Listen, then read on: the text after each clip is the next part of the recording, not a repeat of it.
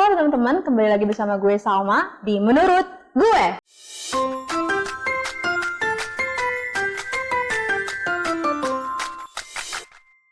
Kita bakal ngebahas nih tentang topik yang cukup relate di mahasiswa, yaitu mengenai anxiety.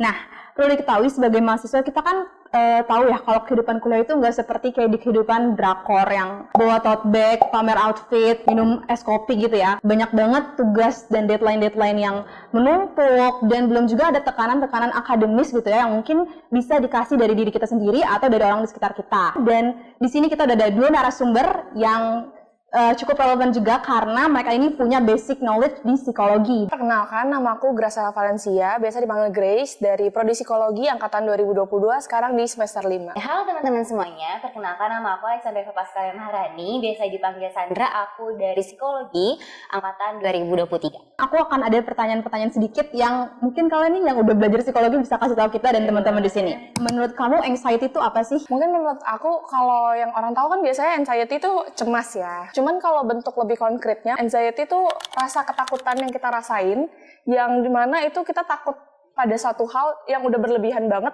sampai dia tuh mengganggu kehidupan kita sehari-hari. Mungkin agak menambahkan sedikit, nah biasanya cemas ini juga ditandain sama hal-hal fisik, misalnya kayak teman-teman ngerasa takut atau khawatir, tangannya tuh sampai kayak basah atau jantungnya itu berdebar, itu termasuk salah satu tanda-tanda kalau teman-teman tuh mengalami anxiety. Tadi kan udah di-mention kayak tanda-tanda anxiety segala macam gitu kan. Secara umum anxiety itu terjadi gara-gara apa sih menurut kalian sendiri? Salah satu faktor penyebab pertama bisa dari kondisi lingkungan, misalnya kehilangan orang terkasih ataupun faktor-faktor lingkungan, misalnya tekanan akademis ataupun trauma-trauma di masa lalu yang bisa ke bawah sampai sekarang, dan pemicu-pemicunya itu bisa nyebabin teman-teman tuh ngerasain anxiety ataupun stres. Terus bisa juga dari faktor keturunan yang memang misalnya sebelumnya dari orang tuanya itu emang ada riwayat gangguan kecemasan, bisa juga jadi anaknya itu ada kemungkinan lebih besar untuk mengalami gangguan kecemasan itu sendiri. Sama sih, setuju sama yang dikatain sama Sandra. Cuman mungkin menurut aku kecemasan tuh bisa datang dari semua aspek kehidupan kita ya.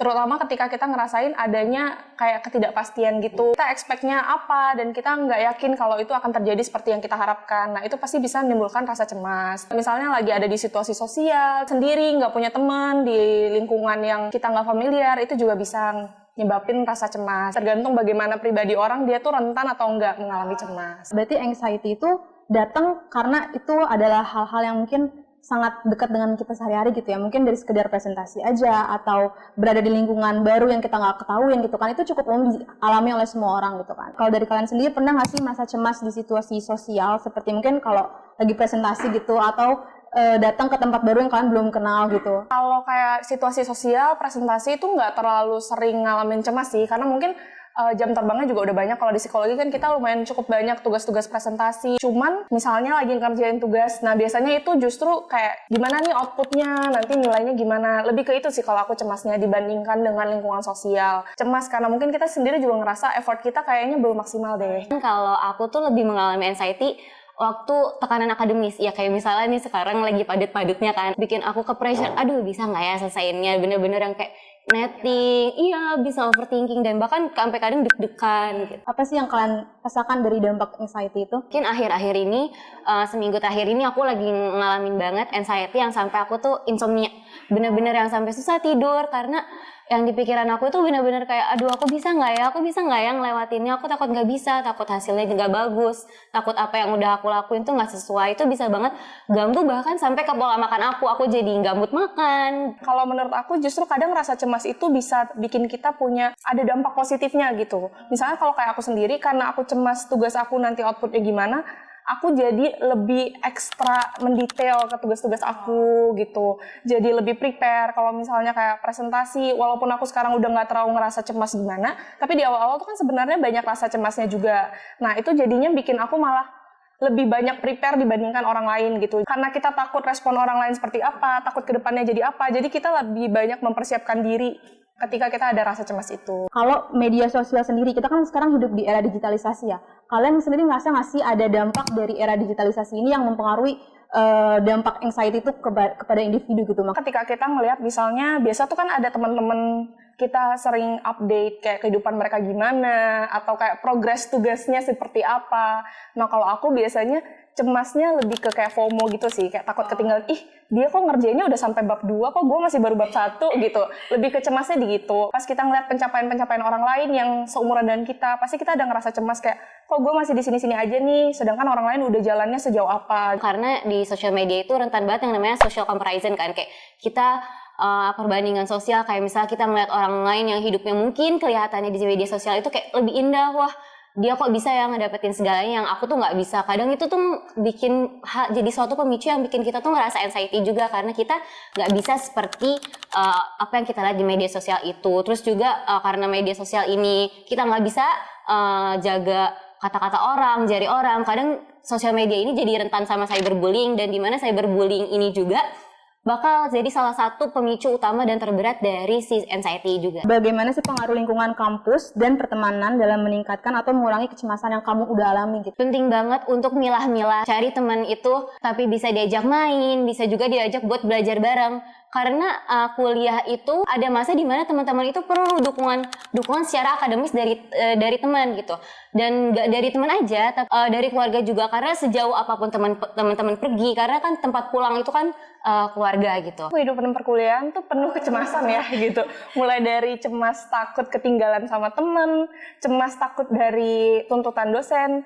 Nah, aku sendiri kan sebenarnya anak beasiswa ya, jadi kan punya tuntutan lebih dari dosen lah gitu. Nah, kadang ketika kita diharapkan lebih oleh dosen, itu juga bikin rasa cemasnya tuh meningkat banget. Karena takutnya, aku nanti nggak bisa memenuhi ekspektasi dosen aku. Apalagi kalau misalnya kayak deadline-nya mepet. Aku yakin teman-teman juga relate ya, minggu tenang adalah minggu yang tidak tenang gitu ya. Karena kan persiapan menuju UAS gitu. Apalagi kalau misalnya kita punya banyak kegiatan organisasi, terus kalau kayak aku juga ada asisten dosen gitu-gitu. Jadi hektik banget jadwalnya. Nah, itu pemicu terbesar kecemasan aku di situ sih. Apa langkah pertama yang kamu lakuin untuk menangani itu biar gak ngerusak plan kamu ke depannya, pekerjaan-pekerjaan kamu gitu? Di tengah hektiknya kegiatan, di tengah banyaknya jadwal, biasanya tetap selalu nggak yang kayak duduk dan ngerjain tugas per jam-jam gitu, enggak. Tapi aku lebih ke nerapin setengah jam kerja, terus nanti 5 menit aku scroll TikTok. Jadi nggak yang di whole jadwal aku padat semua, enggak. Tapi lebih ke aku mecah-mecah ada waktu senggangnya gitu. Aku nggak pernah yang namanya nggak tidur gitu. Jadi selalu disisain seenggaknya 1-2 jam pasti tidur. Ketika kita nggak tidur, kita ngerasa ngantuk. Udah itu kita juga cemas, tugas kita nggak selesai.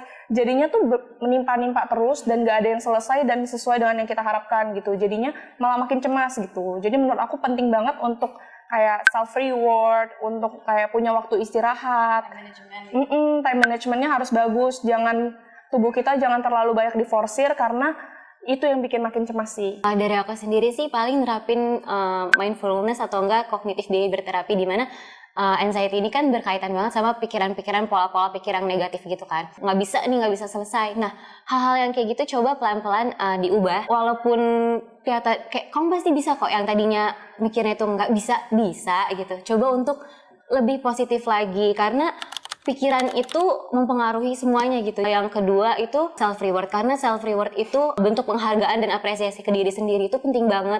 Apalagi misalnya udah ngerjain tugas yang udah hektik dan udah bener-bener bikin drain banget, bisa lihat flashback ke belakang lagi, ternyata aku udah sejauh ini ya, aku bisa loh ternyata. Berarti yang aku tangkap dari jawaban kalian, time management itu penting yang pertama ya. Terus juga kita harus know our limit gitu lah istilahnya. Harus ada breaks-nya, dan juga kita harus sering-sering gitu ya ngasih diri kita tuh reward gitu. Karena dengan itu mungkin bisa memotivasi kita ke depannya untuk keep rutinitas itu untuk tetap disiplin gitu ya ke depannya. Jadi tadi Grace dan Sandra sempat mention kalau misalkan anxiety itu adalah hal yang cukup common dialami oleh semua orang, karena pemicunya sendiri itu erat dengan kegiatan yang kita lakukan sehari-hari. Dan untuk cara yang dapat kita lakukan untuk mengurangi minimal itu, kita harus bisa bersiap lebih gitu loh. Justru melihat ini sebagai wadah kalau berarti kita masih ada yang kurang nih, masih ada yang harus kita perbaiki ke depannya. Ngomong-ngomong soal anxiety nih, kalian tahu nggak sih mahasiswa ilmu komunikasi sekarang ada campaign namanya MBA?